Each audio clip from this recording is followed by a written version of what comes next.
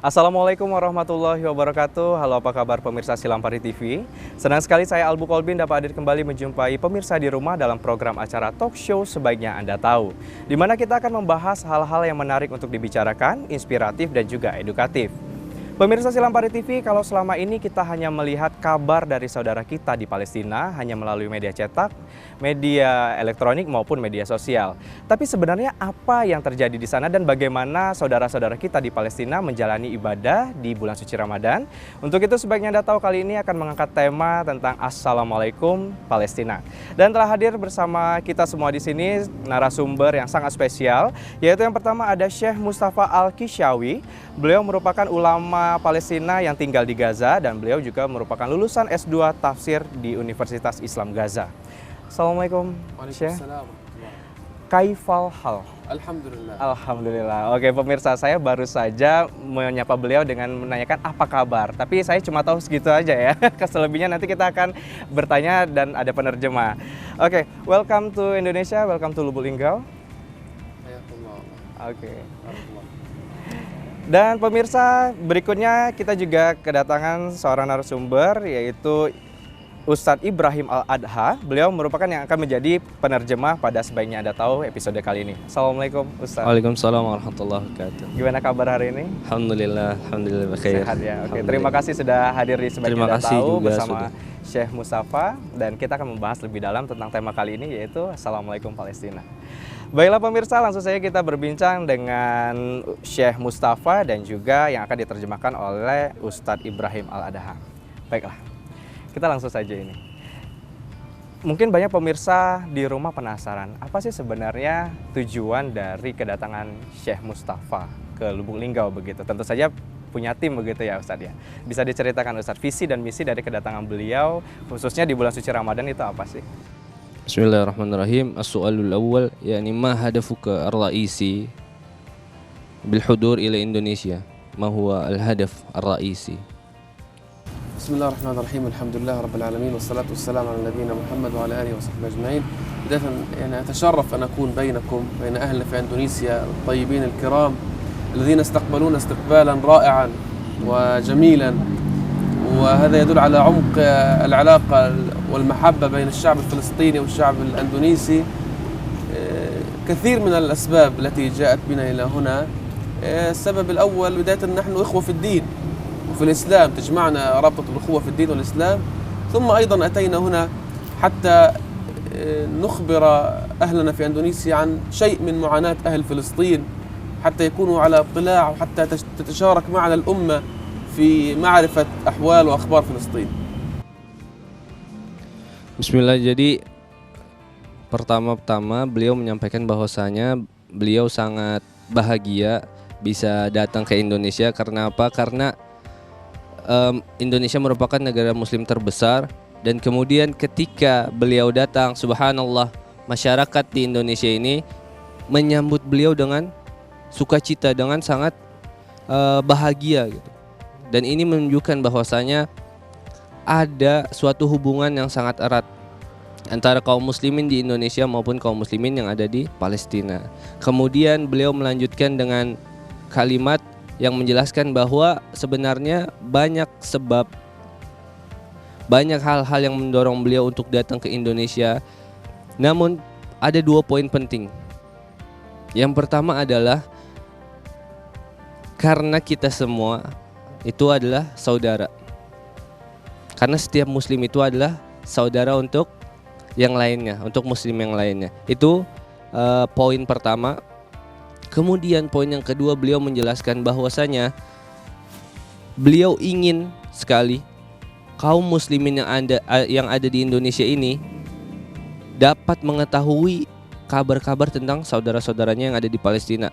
Kabar tentang bagaimana mereka menghadapi hidup, kabar tentang bagaimana mereka menghadapi yang namanya penjajahan. Dan itulah 2 sebab yang mendorong beliau subhanallah untuk datang hadir ke negara kita tercinta ini, Indonesia. Oh begitu ya. Nah oke. Untuk di Lubuk Linggau sendiri, kita di bawah naungan organisasi KNRP begitu ya. Bisa dijelaskan mukadimah dari KNRP itu sendiri biar pemirsa juga tahu nih. Oh, jadi melalui apa sih Syekh ke sini begitu.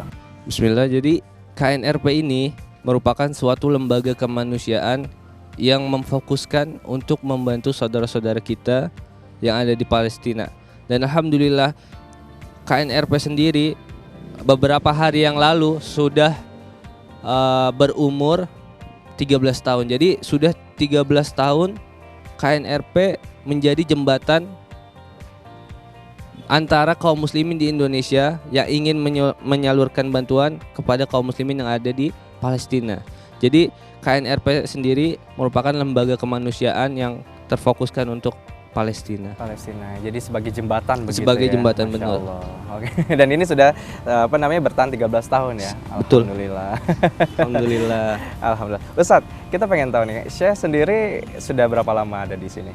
Di Lubuk Linggau terutama. كم تبقى في هذه المنطقة؟ كم يوما؟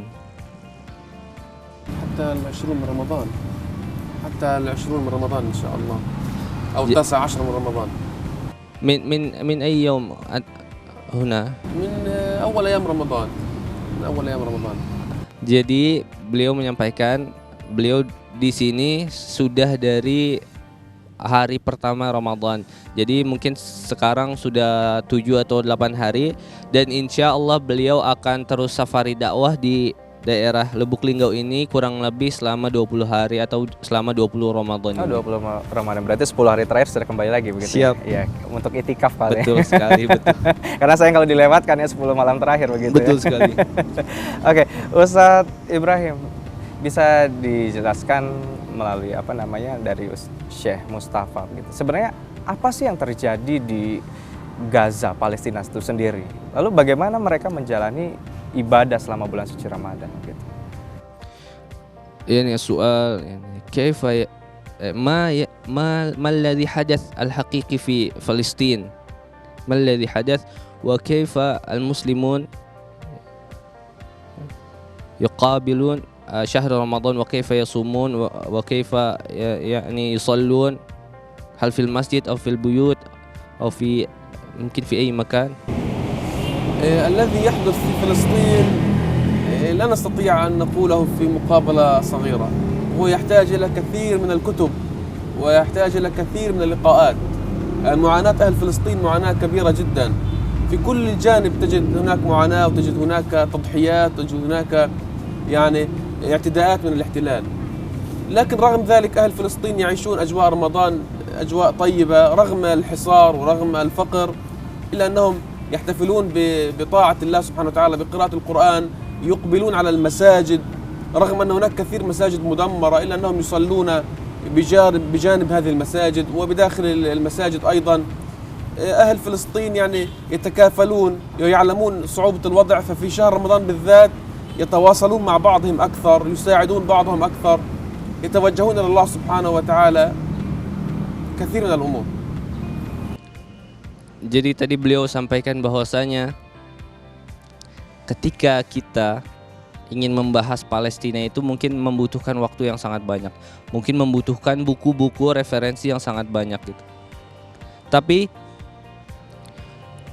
yang terjadi di Palestina itu adalah sesuatu yang sangat mengerikan gitu. Yang sangat menyedihkan. Jadi bukan hanya sesuatu yang orang melihatnya itu sesuatu yang kecil yang gampang untuk dihilangkan gitu.